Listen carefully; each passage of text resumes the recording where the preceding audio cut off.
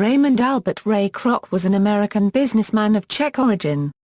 He joined McDonald's in 1954 and built it into the most successful fast food operation in the world. Kroc was included in Time 100, the most important people of the century, and amassed a fortune during his lifetime. He owned the San Diego Padres baseball team from 1974 until his death in 1984. Similar to another fast food giant, KFC founder Harland Sanders, Kroc's success came late in life when he was past his 50th birthday. Early life and career: Kroc was born to parents of Austro-Hungarian origin in Oak Park, near Chicago, on October 5, 1902. His father originated from the Village Bar and registered trademark AS near PLZEA, Bohemia. He grew up and spent most of his life in Oak Park, Illinois. During the First World War he lied about his age and became a Red Cross ambulance driver at 15, though the war ended and unlike Walt Disney, who served a year in France, he was not shipped overseas. During the war, Kroc served in the same regiment as Walt Disney. Between the end of the war and the early 1950s he tried his hand at a number of trades including paper cup salesman, pianist, jazz musician, band member and radio DJ at Oak Park radio station WGS. At one time, Ray worked for room and board at one of Ray Dample's restaurants in the Midwest to learn the restaurant business. He eventually became a multi-mixer milkshake machine salesman, traveling across the country. McDonald's. With Prince Castle multi-mixer sales plummeting because of competition from lower-priced Hamilton Beach products, Ray took note of the McDonald brothers who had purchased 8 of his multi-mixers. Immediately after visiting the San Bernardino store, Ray became convinced that the setup of this small chain had the potential to explode across the nation. He offered his services to the McDonald brothers who were looking for a new franchising agent following the departure of agent Bill Tansey due to health issues. Ray Kroc opened the very first restaurant of McDonald's Incorporated in Des Plaines, Illinois. Kroc remained active in Des Plaines until the end of his life, frequently phoning the manager of the store across the street to remind him to clean his restaurant properly. The Des Plaines location boomed, raking in hundreds of dollars on its opening day. Ray franchised out scores of restaurants to eager franchisees. The brothers were satisfied with the money they had, though, and did not feel a pressing need to expand their empire. Kroc eventually became frustrated with the brothers' desire to maintain only a small number of restaurants. In 1961, he bought the company for $2.7 million. The agreement was a handshake with split agreement between the parties because Kroc insisted that he could not show the royalty to the investors he had lined up to capitalize his purchase. At the closing table, Kroc became annoyed that the brothers would not transfer to him the real estate and rights to the original unit. The brothers had told Kroc that they were giving the operation, property and all, to the founding employees. Kroc closed the transaction, then refused to acknowledge the royalty portion of the agreement because it wasn't in writing.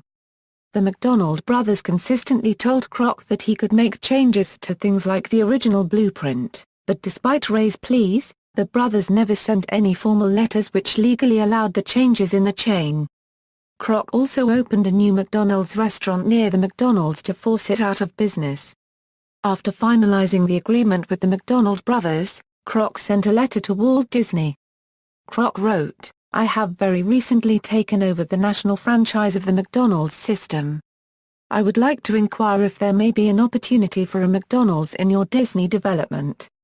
According to one account, Disney agreed under stipulation to increase fries from 10 cents to 15 cents, allowing himself the profit.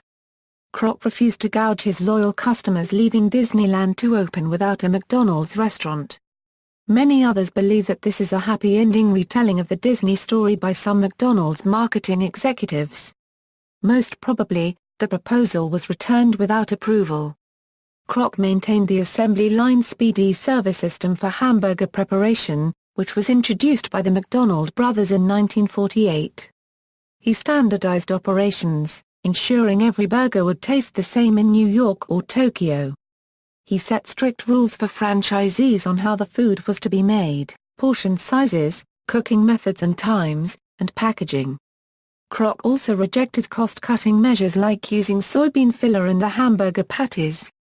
These strict rules also were applied to customer service standards, with such mandates that money be refunded to clients whose orders were not correct or to customers who had to wait more than 5 minutes for their food. However, Kroc let the franchisees decide their best approach to marketing the products. For example, Willard Scott created the figure now known internationally as Ronald McDonald to improve sales in the Washington, D.C. metropolitan area. Ray Kroc is used as an extensive example in George Ritzer's sociological writings. Personal life: Kroc's foundation supported research and treatment of alcoholism, diabetes, and other diseases. He established the Ronald McDonald House Foundation. He was a major donor to the Dartmouth Medical School. In 1974, Kroc decided to retire from being CEO of McDonald's. While he was looking for new jobs, he decided to get back into baseball, his lifelong favorite sport. When he learned that the San Diego Padres team, its assets and franchises were for sale, Kroc purchased the San Diego Padres, but once remarked, "There's more future in hamburgers than baseball." On April 9, 1974, while the Padres were on the brink of losing a 9-5 decision to the Houston Astros in the season opener at San Diego Stadium, Kroc took the public address microphone in front of 39,083 fans. Unregistered trademark. "They never seen such stupid ball playing in my life," he said. In 1978, the 76-year-old Kroc suffered a stroke. He was required by doctors to take medication for his condition, and since it could not be used with alcohol, he had to enter AA rehab. He died of heart failure at a hospital in San Diego, California, on January 14, 1984 at the age of 81. He left a widow, Joan. His previous marriages, to Ethel Fleming and Jane Dobbins Green, ended in divorce. Kroc was inducted posthumously as part of the inaugural class of the San Diego Padres Hall of Fame in 1999. In popular culture, Ray Kroc's acquisition of the McDonald's franchise as well as his Kroc-style aggressive business tactics are the subject of Mark Knopfler's 2004 song Boom, Like That. See also, El Camino Memorial Park, list of ambulance drivers during World War I, references. Further reading, Boas, Max. Chain, Steve. Big Mac, The Unauthorized Story of McDonald's. Byers, Paula K., and Suzanne M. Bourgin, eds. Encyclopedia of World Biography. Detroit, Gale Research, 1998, SV. Kroc, Raymond Emerson, Robert L. The New Economics of Fast Food. New York, Van Nostrand Reinhold, 1990. Kinshalo, Joel. The Sign of the Burger, McDonald's and the Culture of Power. Philadelphia, Temple University Press. ISBN A978-1-56639-931-9. OCLCA 47140812. Love, John F. McDonald's, Behind the Arches. Retrieved June 12, 2011. Matten, Joanne. Ray Kroc, McDonald's Restaurants Builder. ABDO.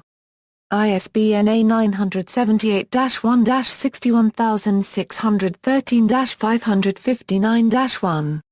Retrieved June 12, 2011. Writer, Esther. Making Fast Food, From the Frying Pan into the Fryer. Buffalo, McGill Queen's University Press, 1991.